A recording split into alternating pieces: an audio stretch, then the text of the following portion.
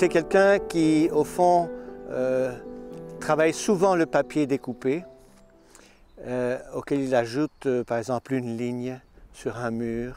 Et le mur devient papier, l'espace devient plan, le plan devient espace, c'est un peu des choses comme ça, en fait, souvent.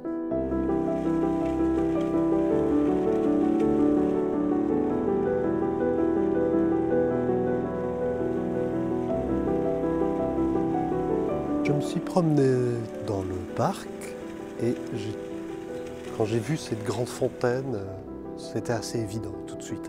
J'ai vu cette fontaine vraiment comme une affirmation virile, phallique, et je me suis dit comment jouer un tour à ça.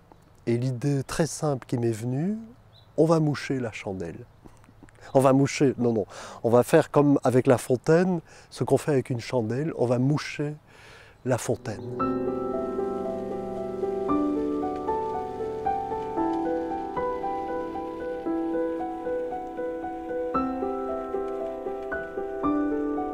Pour moucher la fontaine, on va procéder avec un seau d'eau.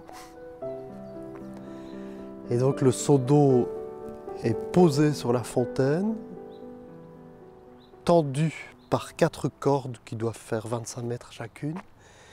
Le seau monte à 6 mètres environ et arrête la fontaine. Mais en fait, ce n'est pas tout à fait ça dans les faits, et ça m'intéresse parce que quand on voit la relation du seau à la fontaine, on a quelque chose comme une espèce de dialectique ou un combat.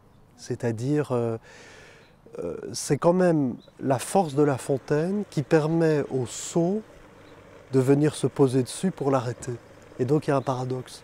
Le seau l'arrête, mais c'est quand même elle qui la porte pour ça. Et ça m'intéresse.